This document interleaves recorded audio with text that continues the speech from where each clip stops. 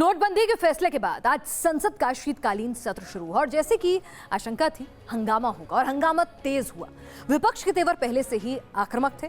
साफ कर दिया था कि सरकार के लिए वो मुसीबत बढ़ाएंगे और एकजुट विपक्ष ने जब सदन के भीतर हंगामा खड़ा किया तो देश को कतारों में खड़ा करवाने के लिए मोदी सरकार पर किस तरह से आज पूरा विपक्ष हमलावर हो गया, अब देखिए हमारी इस रिपोर्ट में। आपने देश के सब लोगों को अपराधी बना दिया। कमा कर लाए थे, चार दो कमाने में निकल गए, दो बदलने में निकल गए। पूरा देश आपने लाइन में लगा दिया। आज तो नादिर शाही है, फैसला हो गया, घोषणा हो गई, अमल करो। सब बिना डॉक्टरी के सब सर्जन बन गए। गांव में चले गए आप वोट मांगने, तो महिलाएं जो रोटी बनाने वाला बेलन होती हैं, उस बेलन से पीठ एक सी कर देंगी। ये हालत है आज के दिन।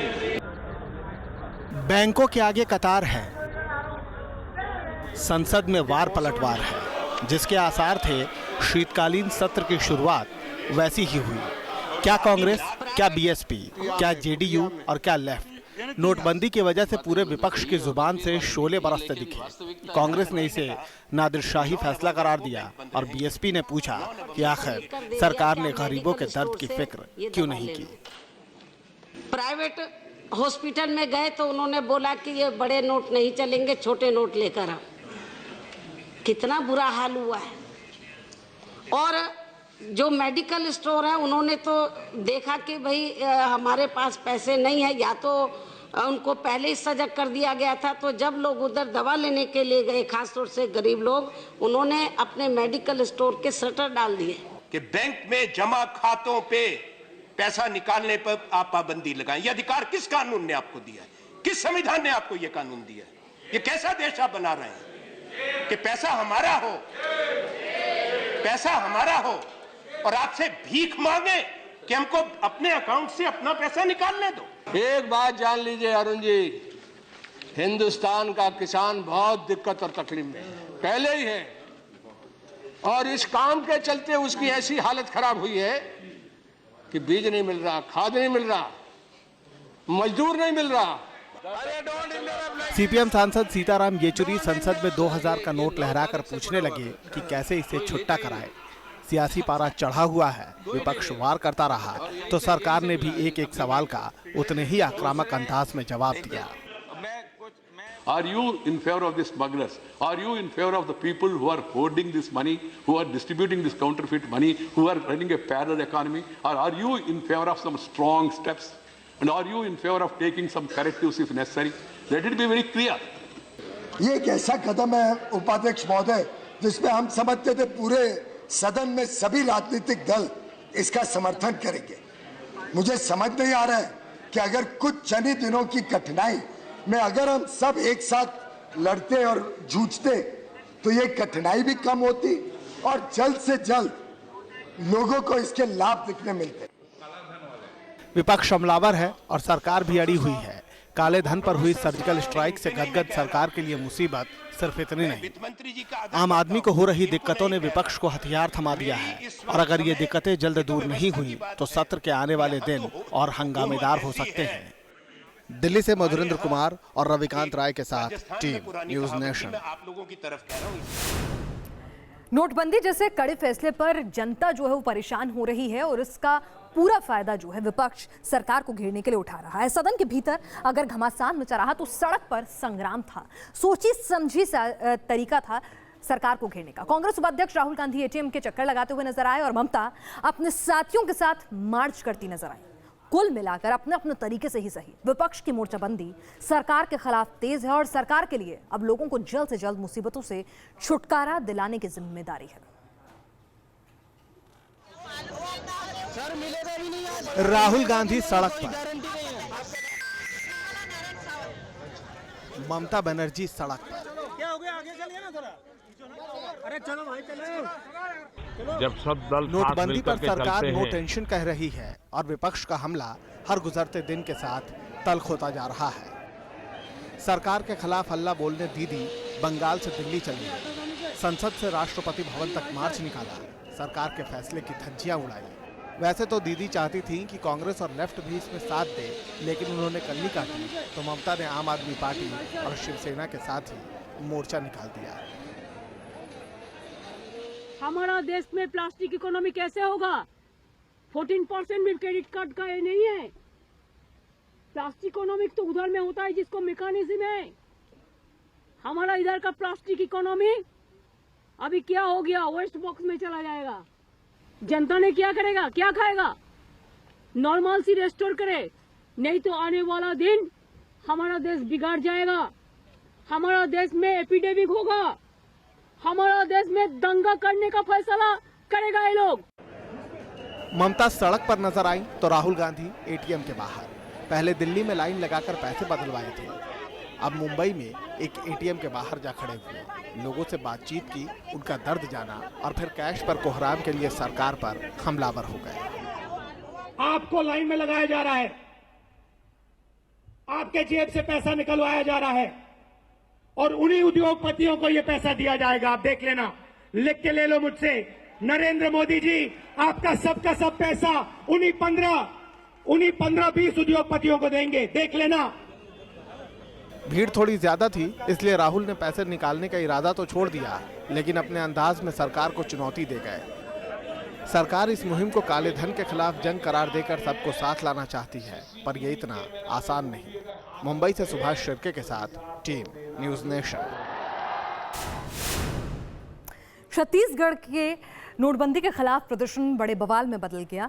पूर्व मुख्यमंत्री अजीत जोगी की पार्टी के कार्यकर्ता विधानसभा का दरअसल घेराव करने के लिए आगे बढ़े तो पुलिस वालों के साथ नोकझोंक हो गई और नतीजा ये हुआ कि हिंसक झड़प हो गई। छत्तीसगढ़ जनता कांग्रेस के कार्यकर्ता बैरिकेडिंग तोड़ने की कोशिश कर रहे थे तो पुलिस को लाठियां मारनी पड़ी। इसके बाद विरोध कर रहे लोगों ने हंगामा तेज किया, पुलिस वालों ने पलटवार किया, प्रदर्शनकारियों के हाथ जो आया उसे पुलिस के जवानों ने उछाल दिया। कभी पत्थर बरसे, कभी कुर्सियां फेंकी गईं। झड़प में कई कार्यकर्ता जख्मी हुए जिन्हें बाद में अस्पताल में भेजा गया। आप देख सकते हैं कि किस तरह की स्थितियां रायपुर में देखने को मिली।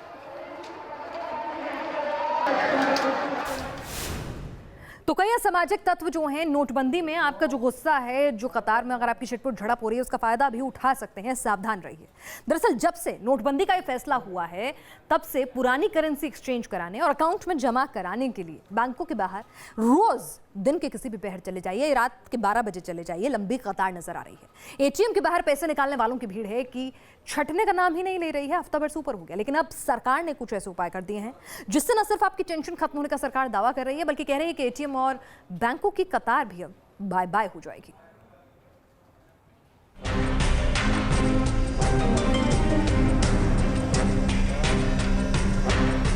नोटबंदी से हुई टेंशन अब हुई खत्म। ना बैंकों के आगे झेलनी पड़ेगी भीड़, ना अब लाइन में खड़े होने की होगी बेचैनी। अब हर हाथ आएगा पैसा। कैश क्रंच से निपटने की मुकम्मल तैयारी। नोटबंदी पर कुछ लोगों में अफरा तफरी दिखी और वो इससे परेशान नजर आए, तो सरकार ने उन्हें राहत देने के लिए कई कदम उठाए। पहला कदम, खबर आई है कि एक व्यक्ति कई बार नोट बदल रहे हैं, जिसकी वजह से बैंकों के बाहर भीड़ कम होने का नाम नहीं ले रही है। ऐसे में सरकार ने कैश क्रंच पर लगाम कसने के लिए दाहिने हाथ की उंगली पर स्याही लगाने का फैसला किया। सरकार की कोशिश अब रंग दिखाने लगी है। देखिए, ये इंक है और इस इंक को लाया गया है और बाकायदा जो कोई अपनी आईडी लेके आएगा, जो पैसा चेंज करेगा, उसके बाद उसकी उंगली में लगेगा। हर जरूरतमंद को अब पैसे मिलने लगे हैं। स्याही लगने के बाद बैंकों के आगे लगने वाली भीड़ छटने लगी है। लोगों को आसानी से पैसा मिलने लगा है, जिसकी वजह से उनके चेहरे पर मुस्कुराहट साफ नजर आ रही है। आज जो नोट बदलवाने आ रहे हैं सबके उंगलियों पर निशान है और उन बदले हुए उंगलियों के निशान के साथ सबको 2000 के नए नोट भी मिल रहे हैं, सिक्के भी मिल रहे हैं, 100 के नोट भी मिल रहे हैं। कहीं कोई परेशानी हो रही है एक्सचेंज में आप लोगों को? कोई परेशानी नहीं है सर, आराम से एक्सचेंज हो रहा है। तो ये जो मुहिम शुरू हुई है देश में काले धन के खिलाफ, आप साथ हैं सरकार? साथ तो हूं, बट लाइन लगने बहुत बिल्कुल साथ है। सरकार ने मुहिम चला रखी है, आप लोग साथ में हैं? हाँ, सब लोग एक साथ में पूरा। दूसरा कदम, बैंकों की शाखाओं पर पैसे बदलवाने वाले लोगों से आईडी प्रूफ की फोटोकॉपी जमा कराई जा रही थी, जिसकी वजह से लंबी लाइनें लगने लगी। लेकिन अब रिजर्व बैंक ऑफ इंडिया यानी RBI ने साफ कर दिया है कि 500 और 1000 रुपए के पुराने नोट बदलवाने के लिए आपको अपने ID प्रूफ की कॉपी ले जाने की कोई जरूरत नहीं है। बैंकों को सिर्फ RBI की ओर से जारी किए गए फॉर्म और असली ID प्रूफ की जरूरत है। तीसरा कदम, जनधन खातों में नकदी जमा करने की लिमिट 50,000 रुपए कर दी गई है। इसके साथ ही अब ऐसे खातों में 50,000 रुपए से ज्यादा रुपए जमा नहीं कराए जा सकेंगे। देश के कई हिस्सों से जनधन खातों में बड़ी मात्रा में नकदी जमा होने की खबरें आ रही थी। उसके बाद सरकार को ये फैसला लेना पड़ा। Team news nation.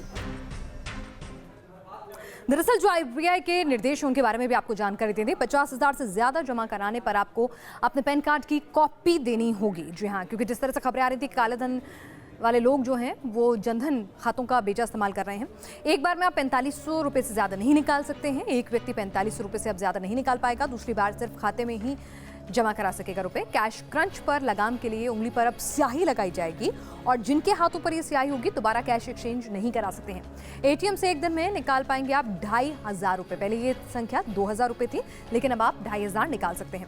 एक दिन या एक हफ्ते में आप 24,000 ही निकाल सकते हैं। जनधन खाते में जमा होंगे सिर्फ 50,000 रुपये। आपको बता दें, काले धन वाले लोग जनधन खातों का इस्तेमाल कर रहे थे, अपनी लेबर क्लास का इस्तेमाल कर रहे थे, दुकानदार, बड़े व्यापारी उनके खाते में पैसे जमा करा रहे थे। तो इस पर लगाम लगाने के लिए सिर्फ 50,000 वो सीमा कर दी गई है। ग्रामीण इलाकों में कैश पहुंचाने के लिए माइक्रो ATM की मदद ली जा रही है। 2.5 लाख रुपए जमा करने पर इनकम टैक्स की जांच नहीं है। बैंक, डाकघर, ATM से पैसे निकालने की सुविधा जो है वो आपको मिल रही है। तो आप बैंक और डाकघर में भी जा सकते हैं। और 13 से 30 दिसंबर तक खाते में जमा होंगे पुराने नोट। अस्पताल, airport, petrol pump, railway ticket पर 18 नवंबर तक पुराने नोट चलेंगे। देश के सभी टोल नाके 18 नवंबर तक फ्री कर दिए गए हैं, क्योंकि अभी लोगों को जो करेंसी है, नई करेंसी, उसको पाने में या फिर 100 के नोट पाने में वक्त लग रहा है। तो इसीलिए यह कदम उठाए गए हैं। नोटबंदी के मुद्दे पर देश भर में चर्चा छिड़ी हुई है। जहां एक ओर बैंकों और ATM पर लंबी लंबी कतार है, तो वहीं सड़क से संसद तक रार मची हुई है। लेकिन इस सबके बीच किन्नरों ने PM मोदी के समर्थन में आवाज बुलंद की है। कैसे? अपने अंदाज में देखिए। तुम जियो हजारों साल, साल के दिन 50,000। मोदी जी ने इतने काम किए, मोदी जी ने इतने काम किए, काले धन वालों को बेनाम किए, काले धन वालों को बेनाम किए। तुम जुग जुग जियो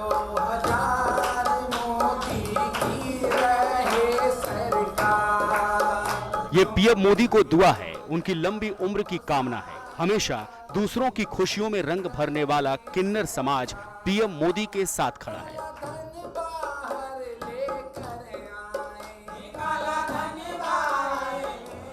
नोटबंदी के फैसले पर किन्नर PM की पीठ थपथपा रहे हैं। काले धन के खिलाफ लड़ाई में किन्नर उनका साथ देने का वादा कर रहे हैं और उनके सम्मान में एक गीत भी तैयार किया है।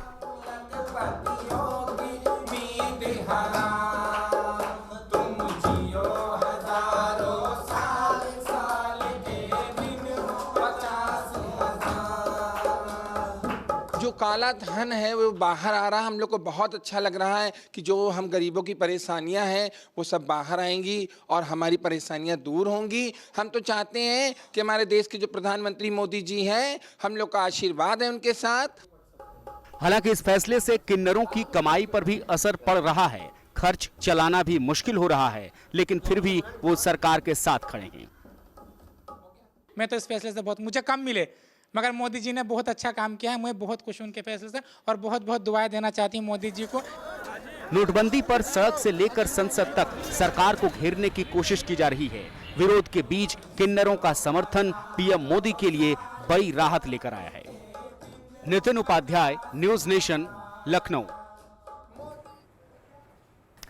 चलिए, और हाल के दिनों में जिस तरह से पत्रकारों पर हमले हुए हैं, मीडिया कर्मियों की हत्या कर दी गई है, इस मुद्दे पर आज PM मोदी ने पत्रकारों का साथ दिया, इन मुद्दों को गंभीरता से लिया और कहा कि मीडिया के लोगों की सुरक्षा होनी चाहिए। साथ ही प्रधानमंत्री ने मीडिया की आज़ादी बनाए रखने पर भी जोर दिया है।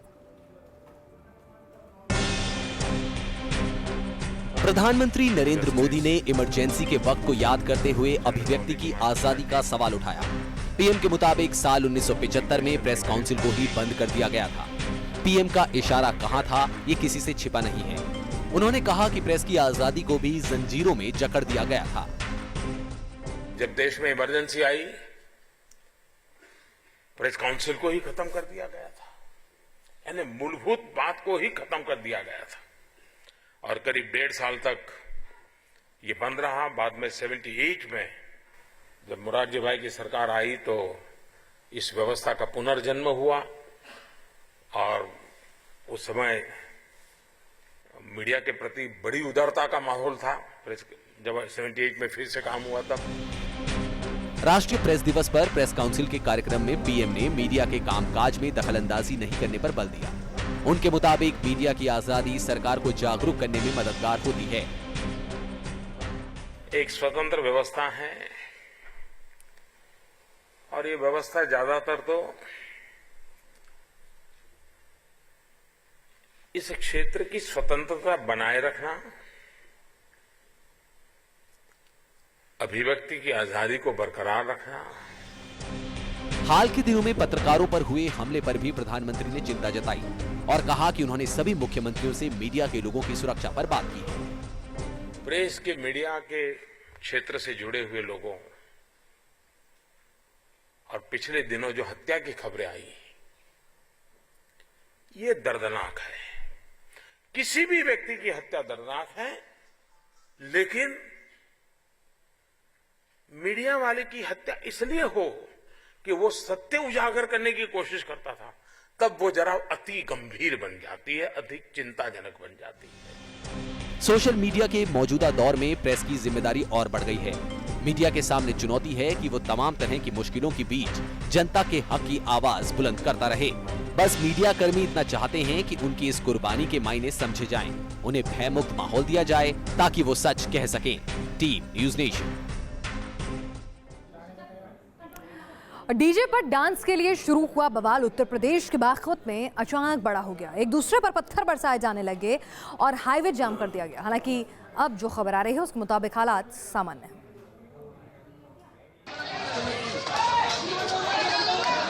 दनादन चल रहे हैं पत्थर।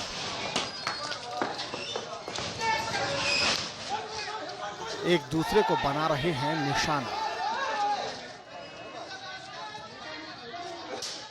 उत्तर प्रदेश के बागपत में डीजे पर डांस का ड्रामा हंगामे में बदल गया। नाच तो नहीं हुआ, लेकिन नौबत पत्थरबाजी तक आ गई। जरा देखिए कैसे पत्थर फेंके जा रहे हैं, बिना इस बात की परवाह किए कि इससे किसी की जान तक जा सकती है। बताया जा रहा है कि जौहरी गांव में शादी के समारोह में 2 गुटों में हंगामा हो गया। बात डीजे पर डांस को लेकर बढ़ी और फिर नौबत हाथापाई तक जा पहुंची। वहां मौजूद लोगों ने उस वक्त तो मामला निपटा दिया, लेकिन सुबह होते ही विवाद फिर बढ़ गया। दोनों गुट सड़क पर उतर आए और मेरठ बड़ौद हाईवे पर पत्थरबाजी शुरू हो गई। डीजे पे नाचने के ऊपर झगड़ा हुआ था और उसकी वो लेके उसमें पथराव हुआ था। अच्छा, मारपीट भी हुई है? मारपीट भी हुई जी। एक ही पक्ष के 2 गुटों में कुछ झगड़ा हुआ था। इस संबंध में थाने में कोई पक्ष नहीं गया। इंस्पेक्टर से बात हुई है, उन्होंने बताया कि वो आपस में उनमें फैसला हो गया, कोई कार्रवाई नहीं चाहते। बताया जा रहा है कि इस हंगामे की वजह से काफी देर तक हाईवे से गुजरने वाली गाड़ियों का रास्ता बंद हो गया। गाड़ियां खड़ी रहीं और ये पत्थरबाज एक दूसरे पर यूं ही पत्थर बरसाते रहे। Team news nation. तो नेशन व्यू में आपने देखी देश की हर खबर हर पहलू के साथ